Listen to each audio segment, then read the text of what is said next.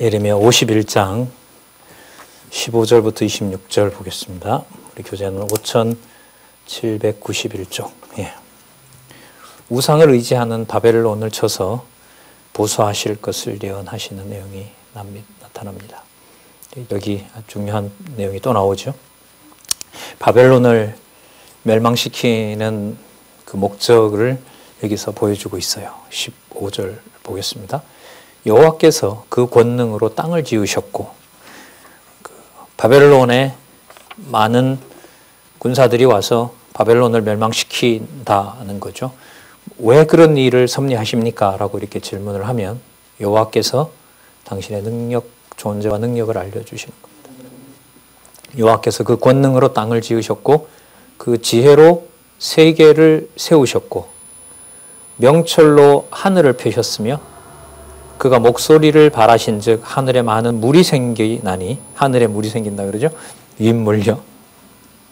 그리고 땅 끝에서 구름이 오르게 하시며 비를 위하여 번개를 치게 하시며 그 곳간에서 바람을 내시고 진짜 천하 우주 만물이죠.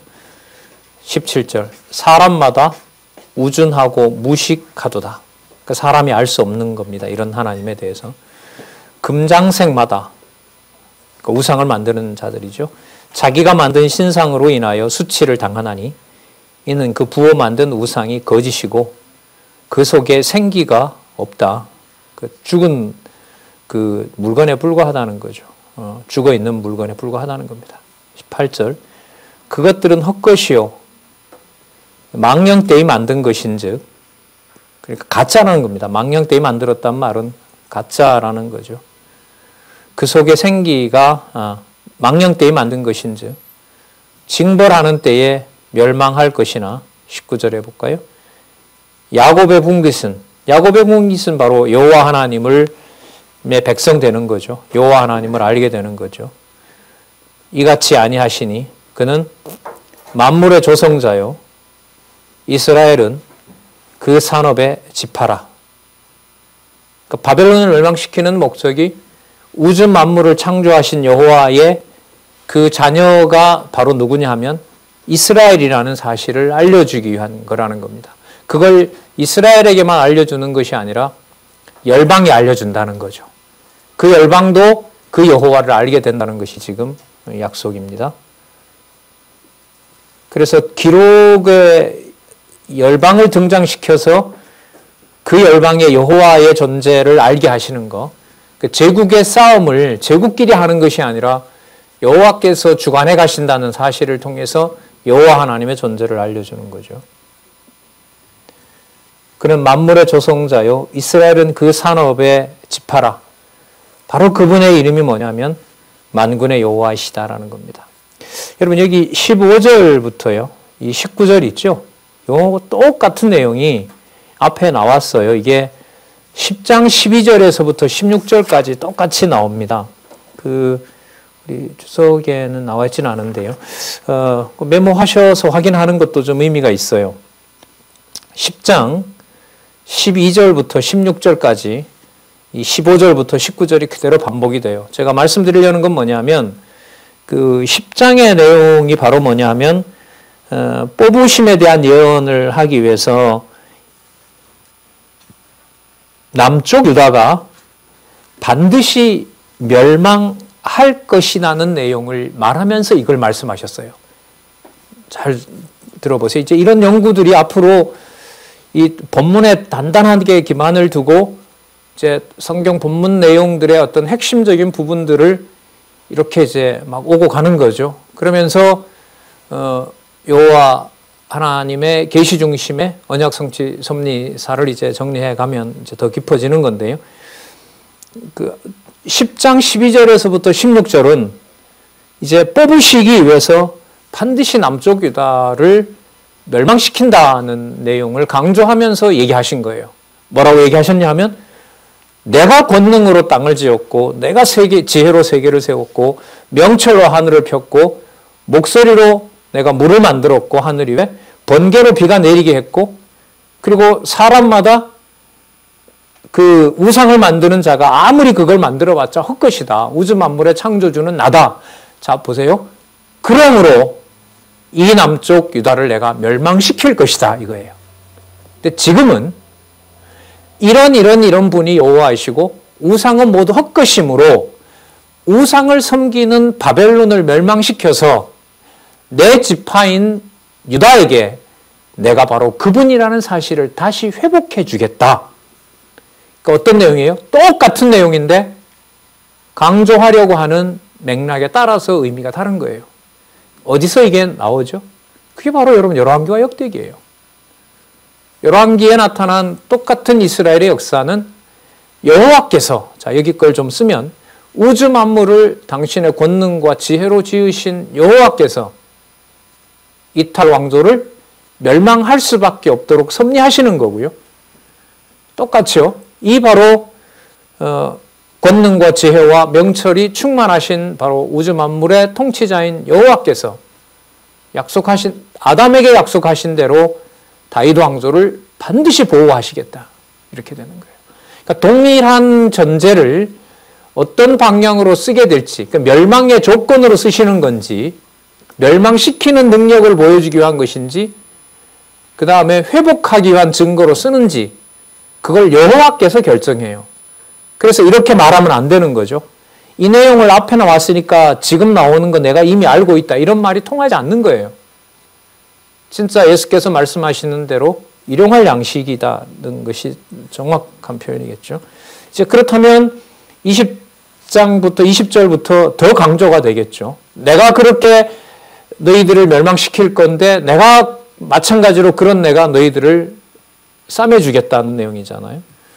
20절 보기 바랍니다. 여호와께서 가라사대 너는, 바벨론을 말합니다. 여기서 나의 철퇴 곧 병기라, 내가 쓴다. 너희들은 내가 너로 열병을 파하며 국가를 멸하게 한다. 21절 또 나오죠. 내가 말과 그 말의 탄 자, 병거와 그 병거 탄 자, 남자와 여자, 어린 자와 늙은이, 청년과 처녀, 내가 친다 이거예요.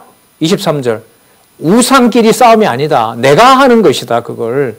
그러니까 여러분 이게 참 묘해요. 이런 사실을 굳이 누구에게 알려줘요? 바벨론에게도 알려줘요.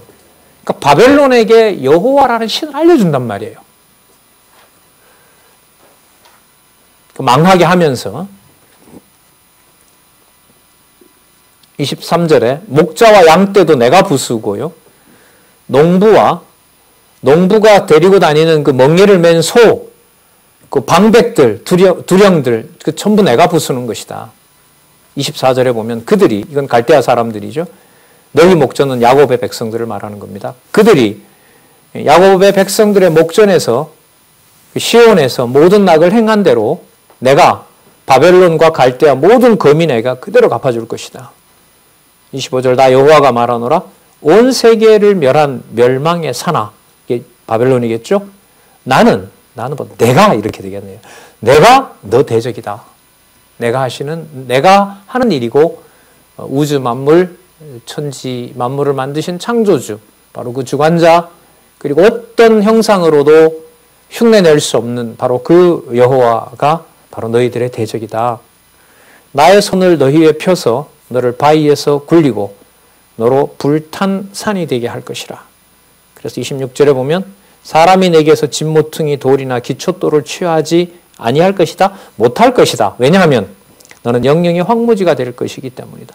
그러니까 돌을 지을 수가 없어요. 왜요? 전부 가루로 만들어버렸기 때문에. 그 정도로 그냥 싹 깨끗하게 멸해버리겠다는 겁니다. 그걸 열국을 모아 사신다는 내용이 27절에서부터 40절입니다. 계속해서 강조하죠. 열국의 그 세력이 내가 하는 것이지 바로 그들이 강하기 때문에 그런 게 아니라는 거죠. 27절 땅에 길을 세우며 열방 중에 나팔을 불어서 열국을 예비시켜 그를 바벨론을 치며 그 지명이 나오죠. 아라랏, 민니, 아스그나스 그들을 불러 모아서 바벨론을 칠 것이다. 28절에 보시면 열국 곧 메대인의 왕들과 그 방백들과 모든 두령과 그 관할하는 모든 땅을 예비시켜 그를 치게 하라. 땅이 진동하며 고통스러워하는데 이는 나 여호와가 바벨론을 쳐서 그 땅으로 황무하여 거민이 없게 할 계획을 내가 세웠기 때문에 그렇다. 당신의 일이다. 분명하다는 거죠. 그래서 온 사방으로 다니면서 빨리 알려라. 이 바벨론이 어떻게 할 것이다? 반드시 망할 것이라는 것을 온 사방에 가서 빨리 알려라. 33절에 자, 사건을 얘기하고 여호와 하나님 소개하죠. 여기서 만군의 여호와 이스라엘 하나님을 소개하고 또 멸망한다고 얘기를 하고 그걸 만군의 여호와가 아신다고 얘기를 하고 자, 그러면 여기 이제 선명한 내용이 하나 드러나요. 그럼 지금 우리 50장에서부터 시작해서 지금 51장, 52장으로 가고 있는데 시므심의 핵심은 뭐였어요? 여호와예요. 결국 여호와예요. 시므심의 기준을 여호와로 잡으면 바벨론이 잔악하는 것은 더더욱 여호와라고 하는 이름으로 모아지죠. 만군의 여호와 이스라엘의 하나님이라는 개념으로 모으시는 것을 누가 하시느냐? 여호와께서 하세요. 왜 여호와께서 하셔야만 되느냐? 나타난 무서운 일을 통해서 예레미야가 자기 스스로 정리를 못해요. 할 수가 없어요. 여호와의 이름이 지워지는 상황으로 2장과 4장에 나오잖아요. 그 처참한 상황에서 보여주는 것으로 오는 우리나 예레미야나 울고 창자가 그냥 뒤집어지는 일밖에 겪을 게 없어요. 근데 그 과정이 바로 간구와 탄식 과정인데 그게 여호와를 마음에서부터 심어주신다 그랬죠. 31장에서부터. 마음에다가 신비에다 새겨놓는 것이 바로 그거죠. 우리 뭐 여자분들, 남자들도 하죠. 요즘 그리는 걸로 안 되니까 태워버리잖아요. 그 각인을 시켜버린다는 말이 바로 그거잖아요. 이렇게 하시는 일이 여기서 벌어지는 겁니다. 그래서 이 흐름에 중요한 참 꽤 오래 갔는데요. 이 왜 애가가 이렇게 슬픈 내용이 시므심이냐? 이런 성경을 통해서 각자 더 확인해 주시면 좋겠습니다. 33절 만군의 여호와 이스라엘의 하나님 이같이 말씀하시되 딸 바벨론은 때가 이른 타작마당이다. 미구에 머지않아 추수 때가 이르리라. 34절 바벨론 왕 느부갓네살이 나를 먹으며 여호와의 진노입니다. 바벨론과 나와의 싸움이라는 거예요. 나를 먹으며 그 성전을 더럽힌 거 있잖아요. 회파한 거. 그게 바로 여호와를 먹으며 여호와를 멸하며 나로 빈 그릇이 되게 하며 용같이 사단의 세력인 거죠. 용같이 나를 삼키며 이 계시록에 나오죠. 17장에 가면 나의 좋은 음식으로 그 배를 채우고 나를 쫓아내었으니 나와 내 육체에 대한 잔학이 바벨론에게 돌아다니기를 원한다고 시온 거민이 말할 것이요. 그 원수 갚아준다는 거죠. 내 피를 흘린 죄가 그 시온 거민의 피를 흘린 죄가 갈대아 거민에게로 돌아가기를 원한다고 예루살렘이 말하리라. 기도하게 된다는 거죠. 그 내용이 바로 뒤에 나온다고 보시면 돼요. 36절 여호와께서 이같이 말씀하시기를 보라 내가 내 송사를 듣고 시온 거민의 그 억울함을 듣고 너를 위하여 보수하여 바다를 말리고 샘을 말리고 37절 바벨론이 황무한 무더기가 되고 들짐승들이 노는 데가 되고 그래서 놀라운 광경이 벌어지고 그 다음에 조롱거리가 된다. 그래서 거기에 거민은 없게 된다. 그걸 39절에 보면 열정이 일어날 때 내가 연회를 베풀고 그들을 취하여 기뻐하다가 영영이 잠들어 깨지 못하게 하리라. 저렇게 번성한 나라가 시작되는 것처럼 보이느냐? 아니다. 나중에 저거 다 없애버린다. 그러니까 이제 그 세상에서 높아지는 것과 하나님의 교회의 높은 그 그리스도의 지위를 아는 것은 어떻게 보면 하나님께서 어떻게 교본이라기보다 하나님의 어떤 섭리 방법에서 중요한 부분이죠.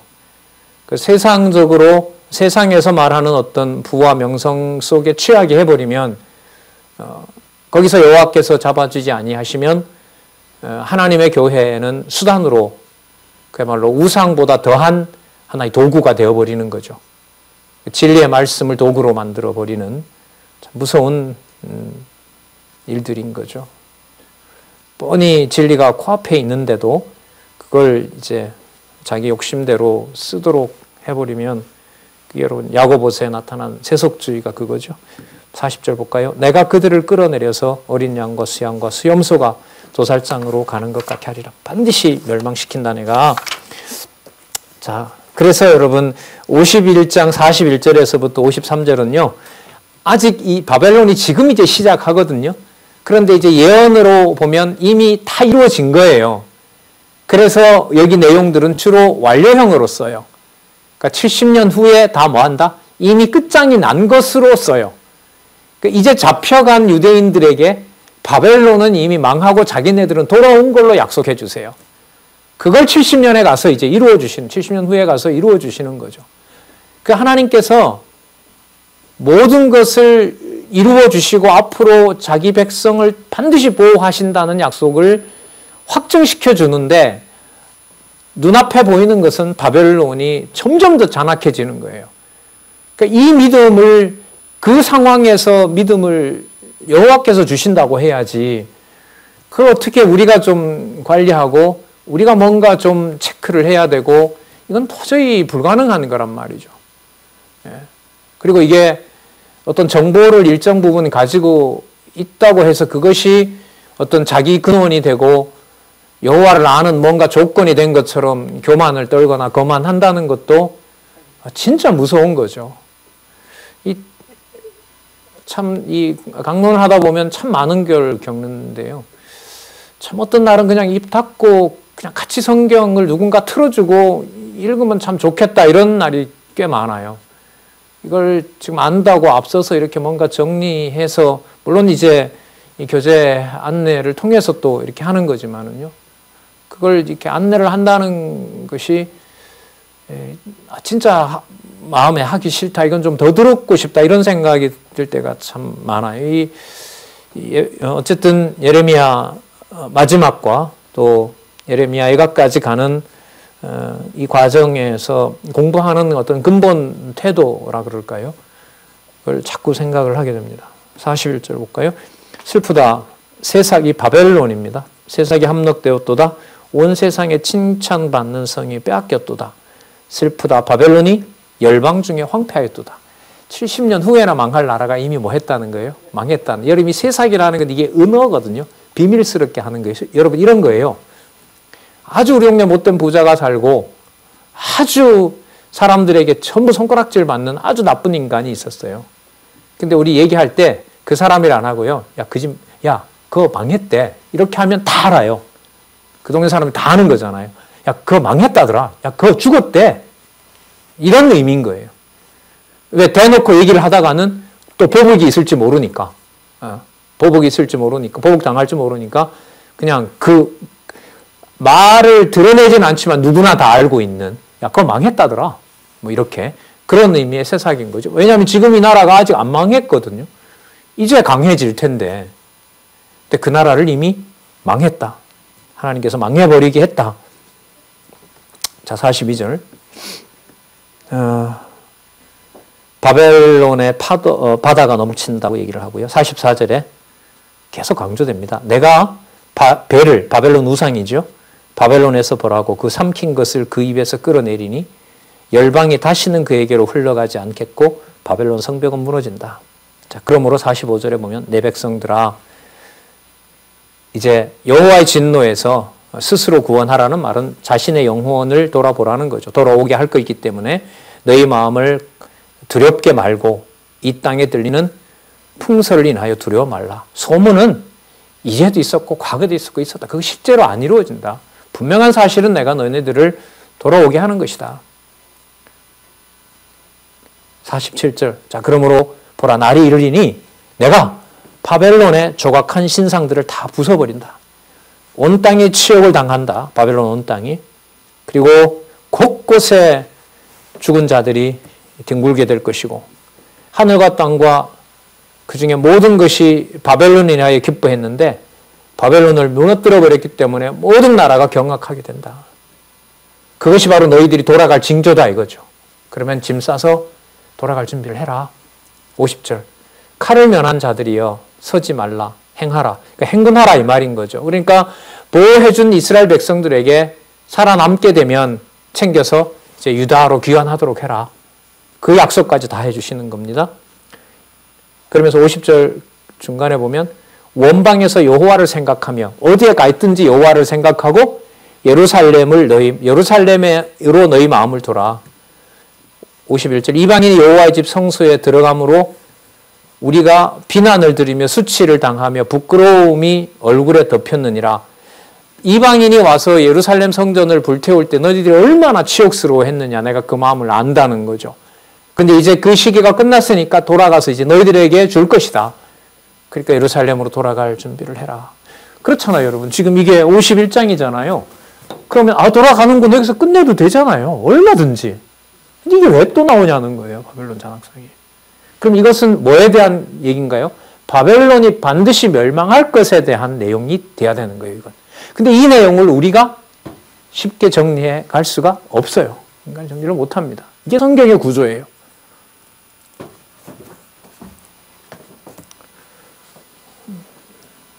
(52절에) 보면 여호와께서 가라사대 보라 날이 이르리니 내가 그 조각한 신상을 벌할 것이라.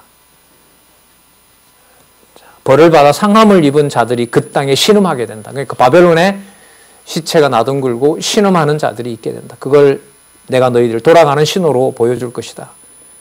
가령 바벨론이 하늘에까지 솟아오른다 하자. 성을 견고히 쌓는다고 하자. 멸망시킬 자가 내게서부터 그들에게 임한다. 만군의 여호와 이스라엘로부터 바벨론에게 이를 것이다. 그리고 아주 재밌는 사건 하나를 알려줘요. 여러분, 그러니까 이게 이제 605년에서부터 다시 이제 쭉 내려오는 과정이라고 그랬잖아요.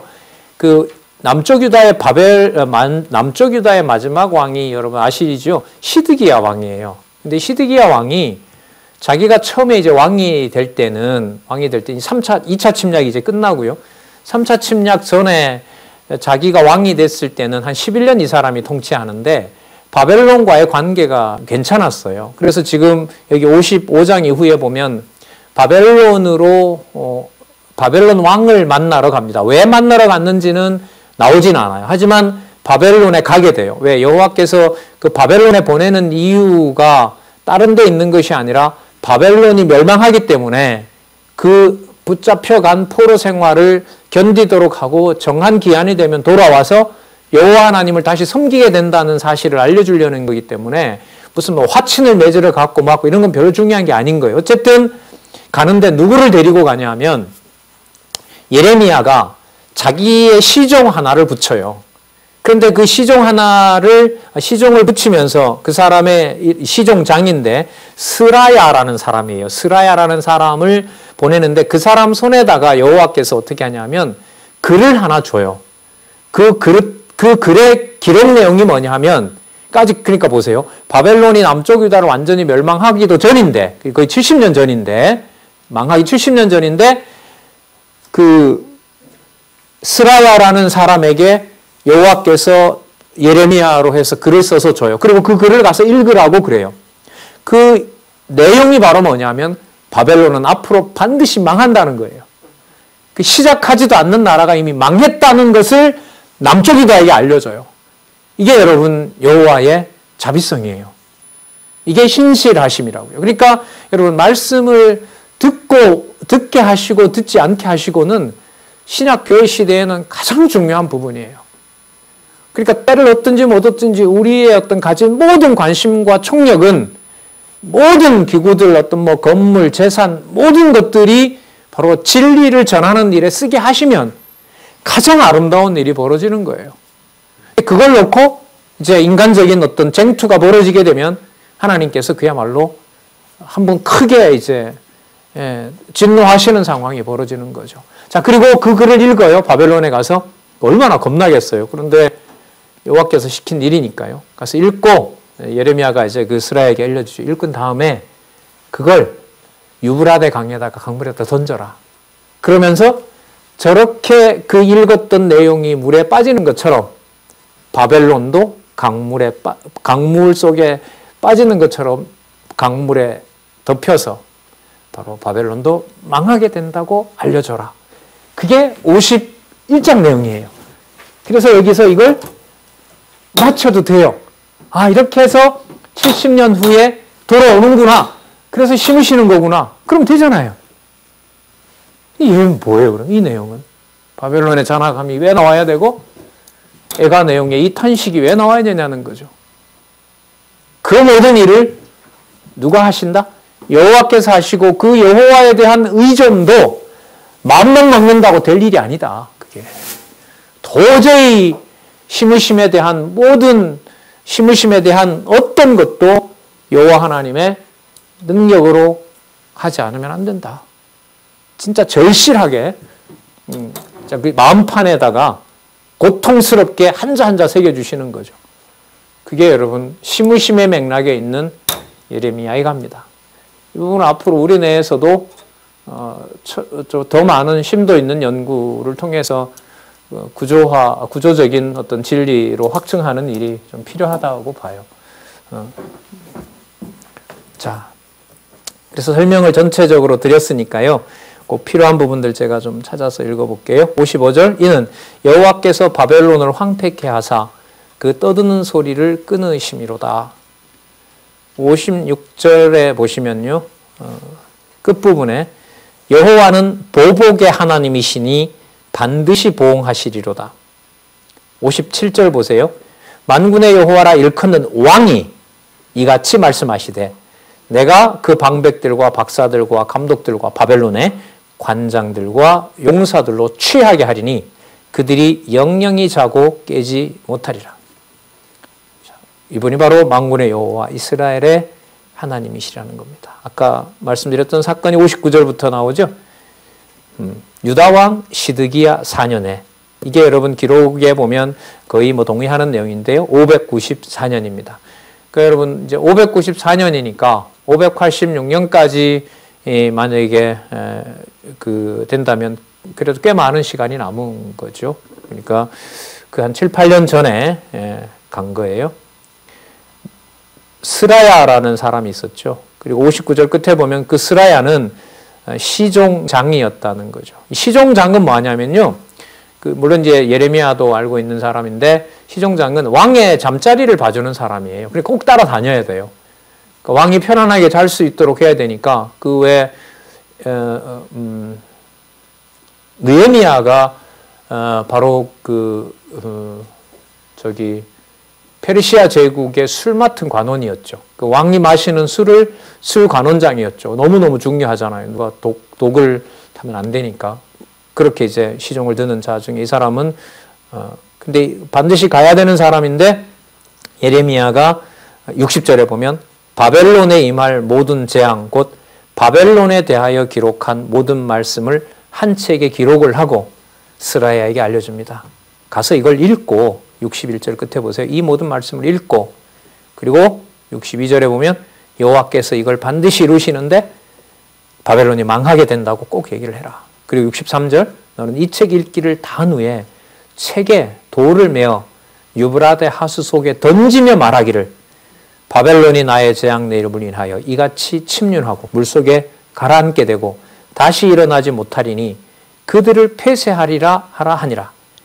예레미야의 말이 이에 마치니라. 이 부분만 관련된 거죠. 이렇게 해서 예레미야가 멸망이 임박하기 전에 이 모든 말씀들을 그대로 해주신 내용이 여기서 나타납니다.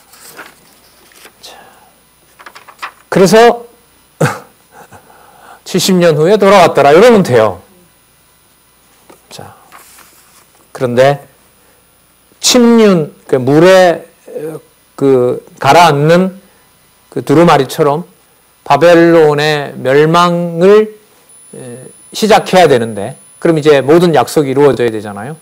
그럼 바벨론이 제국으로 빨리 부상을 해야 어떻게 될까요? 망하는 날도 오는 거잖아요. 그런데 그 상황을 여기다 기록하는 목적은 따로 분명해요. 이건 여호와 하나님께 대한 간구잖아요. 전부 여호와에 대한 간구예요. 다. 그리고 탄식하게 되고 그 탄식을 여호와에게로 가지 않으면 도저히 이거는 깨달을 수가 없는 거고요. 자, 그래서 이 간구에 초점을 맞추시기 바랍니다. 여기에 바로 여호와를 간구하게 해주시는 것이 바로 심으심과 가장 깊은 관계가 있는 거죠. 그러니까 여하한 어떤 모든 일이 여호와 하나님에 대한 그 의지와 또 여호와 하나님의 전폭적인 그 무한하신 그 사랑, 그리고 그 살아계심에 대한 어떤 확증, 그것으로 인도해 주시는 것이 바로 진리를 깨닫게 하시는 목적이라고 또 한번 확인할 수 있습니다. 자, 52장 바벨론의 잔악상입니다. 52장 1절에서부터 11절, 예루살렘을 포위한 바벨론 왕의 무자비한 행위를 증언합니다. 그러니까 아까 여러분 안 맞죠? 이 내용을 논리적으로 이르려면. 아까 반드시 바벨론이 뭐 한다 했는데 망한다고 했으면 여기에 망하는 게 나와야 되거든요. 그러니까 우리 기준에서 말하는 그런 망하는 목적이 아닌 거예요. 망하게 하는 목적은 여호와 하나님의 존재와 여호와 하나님의 능력과 아까 지혜, 명철 그랬죠? 지혜와 명철, 그분의 창조주라는 사실을 깨닫게 하는 것이 목적이라는 것을 이 연결에서는 꼭 전제해야만 이해할 수 있는 말씀입니다. 시드기야가 왕이 될 때, 이게 597년인데요. 597년, 586년 하면 11년 동안 왕 노릇을 하지요. 그러니까 여러분 조금 전에 그 바벨론 갔다 온 사건 있죠. 그거는 이것 보다가 여러분 이 왕이 된 다음에 일어난 일이었어요. 그거는. 그러니까 이미 된 일을 먼저 기록한 거예요. 51장에. 자, 그 다음에 52장 내용은 뭐냐면 그러한 바벨론이 얼마나 무자비한 행동을 하는지를 여기서 이제 기술을 하고 있는 거예요. 아까 그건 예언의 말씀이었다면 지금 이 내용은 실제로 있는 내용을 기록하고 있는 거예요. 물론 약속대로 된 거죠. 자, 예루살렘에 11년을 치리했다고 나오네요. 여기 2절에 보면 여호야김 앞에 있던 이제 여호야김은 형이 되겠네요. 그러니까 형인지 동생인지 어쨌든 형제이죠. 여호야김의 모든 행위를 본받아 여호와 보시기에 악을 행했다고 얘기를 하고요. 3절에 여호와께서 예루살렘과 유다를 진노하심이 그들을 그 앞에서 쫓아내시기까지 이르렀더라.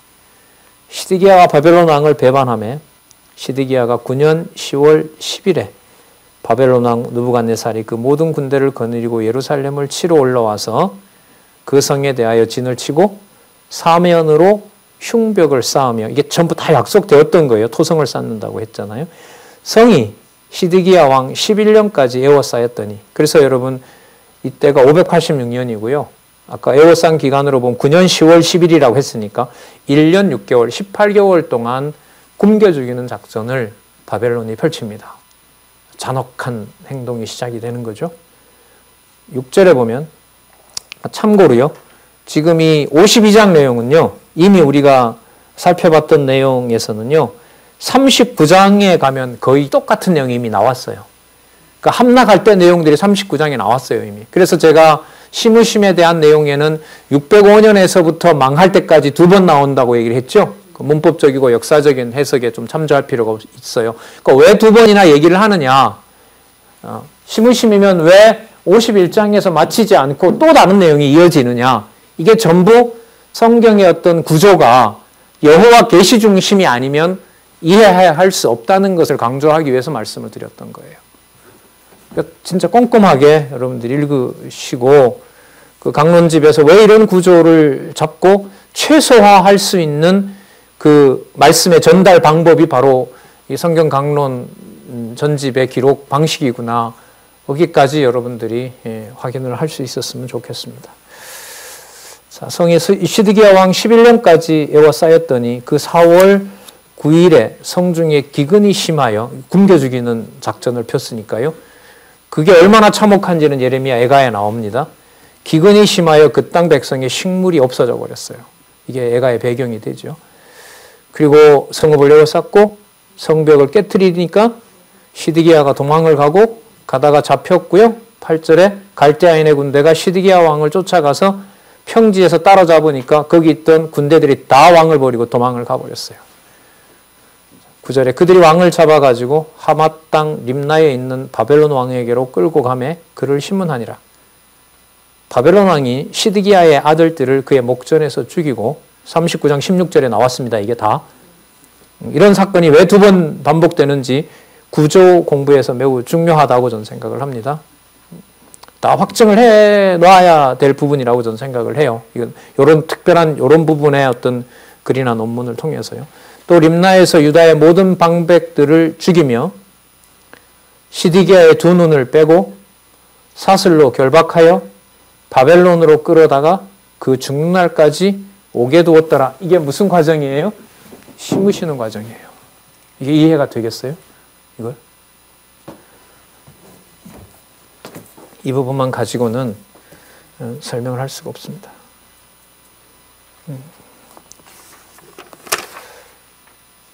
자, 그 다음에 더 진행됩니다. 자, 기근, 어떻게 보면 사람이 만든 기근이라고 할 수 있겠죠. 그 먹지 못하게 바벨론 군대가 해서 왕이 이제 처참하게 이제 되는 상황을 봤고요. 12절에서부터 23절은 보면 더 진행이 됩니다. 함락되고 또 잇따라서 12절에 바벨론 왕 느부갓네살의 19년 5월 10일에 그러니까 이제 제11년 4월쯤 되니까 계속 그 멸망할 당시 상황인 겁니다. 13절에 보면 이 느부사라단이라는 그 친일의 장군이죠. 왕 옆에서 그 전쟁을 치르는 장군이 13절에 여호와의 전과 왕궁을 불사릅니다. 이게 나오죠. 전도 불사르고 왕궁도 불사르고. 왜냐하면 조금 전에 약속이 이렇게 돼 있었죠. 여호와의 대적이 되는 이유가 여호와의 성전을 건드렸기 때문에 그래요.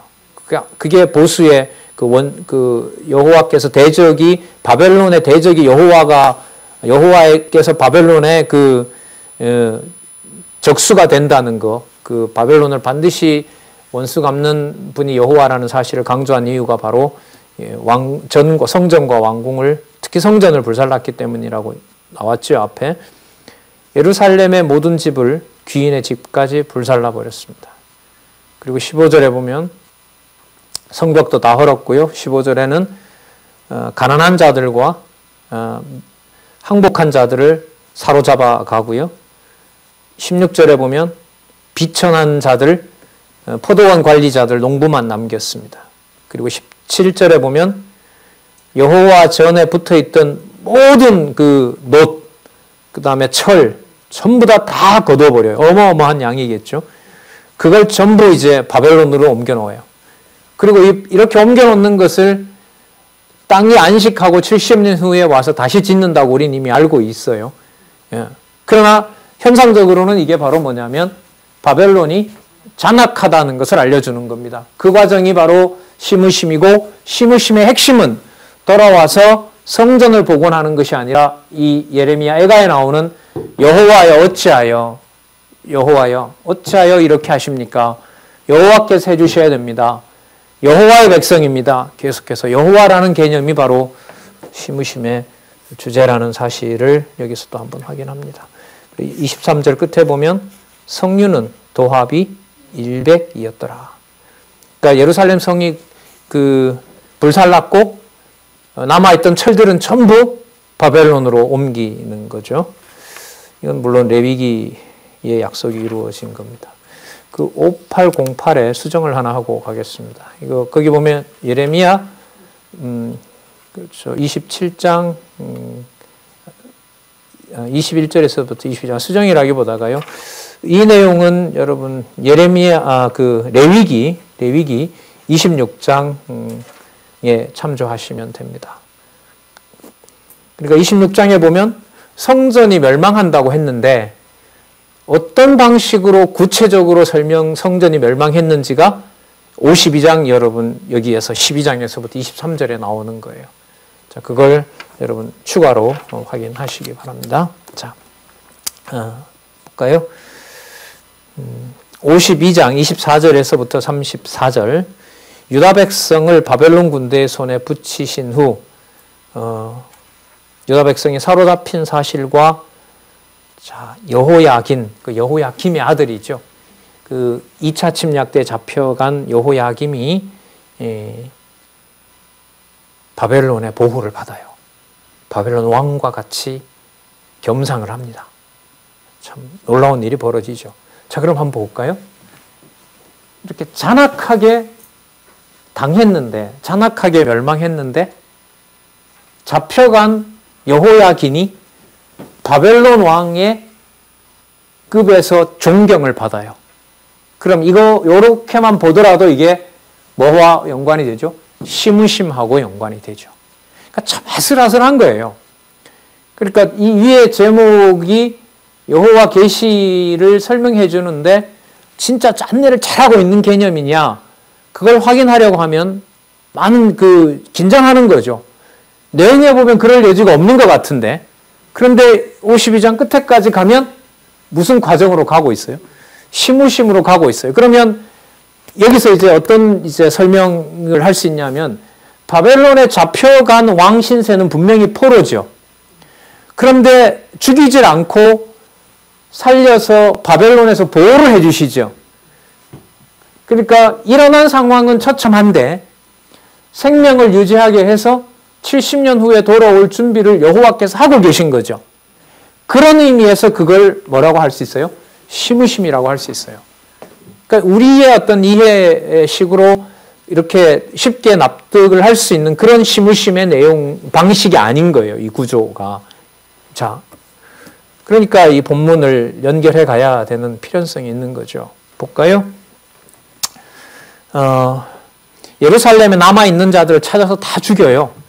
그 국민 60명을 다시 찾아냅니다. 이 시위대 장군이 25절 끝에 보면. 그리고 그들을 다시 잡아갑니다. 27절 볼까요? 바벨론 왕이 하맛 왕 림나에서 다 쳐 죽였더라. 이와 같이 유다가 사로잡혀 본토에서 떠났더라. 28절에 보면, 자, 여기서 아주 상세한 기록이 나옵니다. 약속대로 된다는 것이고요. 잡혀갔으니까 반드시 돌아온다는 거고요. 그걸 여호와께서 해주신다는 거고요. 자, 느부갓네살이 사로잡아 옮긴 백성이 이러하니라. 거기 제7년이라는 말은 여러분 2차 침략이에요. 2차 침략. 598년에 있었죠. 2차 침략에 여러분 3,230명. 그 다음에 29절에 보면 느부갓네살 제8년이 뭐냐 하면 마지막 침략, 3차 침략이죠. 586년. 예루살렘에 사로잡아 옮긴 자 830명. 그 다음에 30절부터 보시기 바랍니다. 느부갓네살 23년에, 이건 582년이에요. 582년은 그러니까 586년이 망하고 4년이 지난 거예요. 여러분, 우리 앞부분에 그 39장이나 그 부분에 보면 애굽으로 간 자들도 어떻게 합니까? 다 죽이죠. 이미 다 나왔었어요, 이런 부분들이. 자, 그래서 지금은 여기서는 잡혀간 다음 이야기를 더 해주세요. 앞에는 그런 얘기가 안 나왔어요. 애굽에 간 자도 다 찾아서 다 죽인다고 했는데, 여기서는 애굽으로 간 자도 있지만은 바벨론의 포로로 잡아간 자가 있다는 것을 확인해 줍니다. 그리고 그 자들이 앞으로 돌아오게 된다는 약속을 해주고 있으므로 시무심에 대한 내용으로 이렇게 결론이 나는 거예요. 예. 자, 30절이 여러분 582년이고요. 745명. 자, 그 다음 30절. 자, 시간은 더 흐릅니다. 유다왕 여호야긴이 사로잡힌 지 37년, 곧 바벨론 왕 에휠 무로닥의 즉위 원년, 그 느부갓네살도 지나고요. 그 손자쯤 될 거예요. 에휠 무로닥의 즉위 원년 12월 25일, 성탄절이네요. 12월 25일에 그가 유다왕 여호야긴을 옥에서 내어놓아 그 머리를 들게 하고, 이 연도가 여러분 562년입니다. 562년. 자, 계산을 좀 해보니까요. 1차 귀환 26년 전. 그러니까 70년 중에서도 반이 훨씬 더 지나간 거죠. 70년 반은 35년 아니에요. 그런데 지금 562년이라는 기간은 1차 기환이 536년에 일어나니까 앞으로 26년만 지나면 어떻게 돼요? 돌아가는 거예요. 이게 바로 시무심과 관계가 있는 거예요. 그럼 이 제목이 맞죠, 여러분? 놀라운 제목이죠? 이 모든 내용들을 이렇게 연결해서 시무심이다.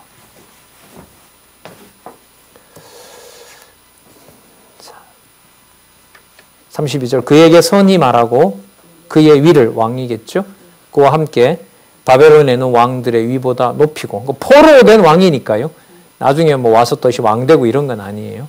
왕을 주지 않는다고 했으니까. 그러니까 다윗 왕의 혈통으로 태어난다고 해도 로마 제국까지 계속 종로로 타니까요, 유다가. 그 진짜 왕은 나중에 만왕의 왕으로 오실 그리스도와 연관이 되겠죠. 바벨론에 있는 왕들의 위보다 높이고 그 죄수의 의복을 바꾸게 하고 심으심의 강력한 증거가 됩니다.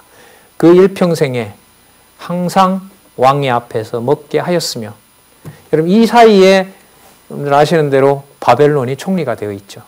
지금 이 무렵은 바벨론의 총리가 다니엘인 거예요. 예, 참 재미있어요. 이런 부분들은 이렇게 연상을 해보면. 그의 쓸 것은 날마다 바벨론 왕에게서 받은 정수가 있어서 죽는 날까지 곧 종신토록 끓이지 아니하였더라. 끝나도 여기서 끝나야 돼요.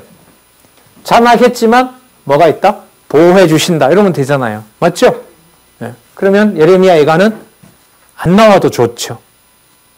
그래 되면 진짜 누구 좋은 일로 끝나죠? 여호야긴이 보호받았더라. 참 좋다. 조금만 더 기다리면 간다.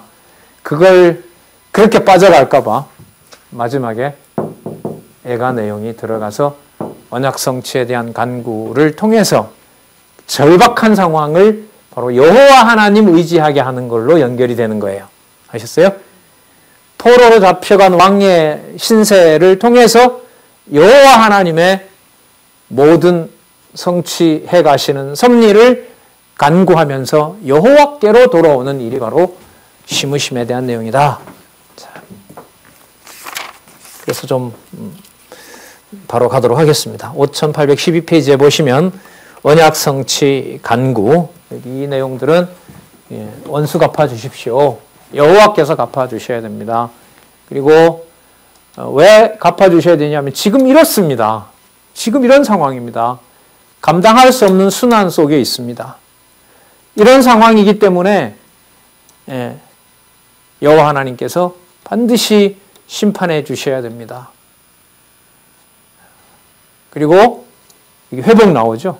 그리고 이 회복은 과거 우리가 그냥 애굽에서 나온다든지 대적을 물리치든지 이런 것이 아니라 하늘에 속한 하나님의 통치가 있어야 이 땅에 속한 나라를 넘어설 수가 있습니다. 그럼 이 얘기는 결국 누구에 대한 약속이겠어요? 메시아가 오셔야 하늘에 속한 하나님의 신령한 나라를 보여줄 수가 있잖아요. 그래서 메시아에 대한 강한 그 요구가 되는 겁니다. 기도가 되는 거죠. 여러분 이 예레미야 예가가요 참 재밌게 되어 있는데요. 여러분 그 볼까요? 1장 마지막 절이 22절로 끝나요. 그리고 2장 마지막이 22절로 끝나고요. 3장 마지막이 66절로 끝나요. 4절 마지막이 22절로 끝나고요. 5절 마지막이 22절로 끝나요. 이게 어떻게 되어 있냐면 그 알파벳 숫자 알레프부터 테트까지인데 히브리어가 우리로 말하면 가 이러면 가 가지고 쭉 얘기를 해요. 나 이러면 나 가지고 시작해요. 다 이러면 다 해요. 그런 아주 시의 운율을 맞춰서 쓰고 있어요. 이 노래가. 내용은 진짜 무서운 내용이고 참 겁나는 내용인데요. 그걸 시의 형식으로 형식을 맞추어요. 그러니까 아까 3장은 그러면 왜 66절이냐 하면은요. 22절까지 가는 내용을 알파벳을 우리로 말하면 가에서부터 기역에서부터 히읗까지를 3번 반복하는 거예요. 그래서 22개 알파벳을 가지고 1장, 2장을 하고요. 편집은 순서를 그렇게 번호를 달아놔서 그래요. 3장에는 66절로 가는 이유가 22번까지 가는 것을 3번 반복하는 거예요. 아셨어요? 그러니까 기역부터 히읗까지, 또 기역부터 히읗까지, 기역부터 히읗까지를 3번, 그리고 또 기역부터 히읗까지 이렇게 해서 5번에 걸쳐서 바로 5장까지 되어 있어요. 글쎄요, 전 이 부분도 좀 놀랐는데요. 본문에 들어가서 보겠지만 이렇게 극악한 일들이 벌어지는 상황을 물론 이게 나중에 이제 이런 분명히 이건 이제 어떻게 보면 시를 짓는 기법을 사용해서 정리를 한 거예요. 그러니까 예레미야가 시를 잘 지었다 이게 아니고요. 다 감당할 수 없는 상황에서 하나님께서 마구마구 그냥 비명만 지르게 한 것이 아니라 정죄하고 절제시켜서 여호와 하나님을 깨닫게 하는 하나님의 말씀으로 기록하게 해준 내용이 바로 형식적인 어떤 운율도 갖추고 있는 예레미야애가라고 봐요. 그래서 좀 많은 힌트들 받았는데요. 제가 이 문학 비평에도 제가 좀 관심이 많았기 때문에 어떤 시의 형식이라든지 그걸 절제하는 것이 사람들의 어떤 감정 조절의 순화 기능이 아니라 본질은 언어를 주신 분이 여호와이시고 그 언어를 통해서 근신하게도 하면서 절제하게도 하면서 여호와 하나님께로 인도하는 기능이 바로 언어이구나. 뭐 이런 좀 정리도 할 수 있는 그런 계기가 됐어요. 아주 특이한 방식으로 이 내용이 되어 있고요. 이런 방식을 또 따르는 책이 여러분 그 말라기예요. 말라기도 이런 운율을 맞춰요. 그러니까 상황은 감당할 수 없는 상황인데 기록하게 하시는 말씀은 아주 절제하고 질서 있게 그렇게 기록을 해놓고 있죠. 물론 성경 권위하고도 연관이 전 된다고 봐요. 자, 그러면 이 시므심의 이 놀라운 결론을 우리 잠시 쉬셨다가 살펴보도록 그렇게 하겠습니다.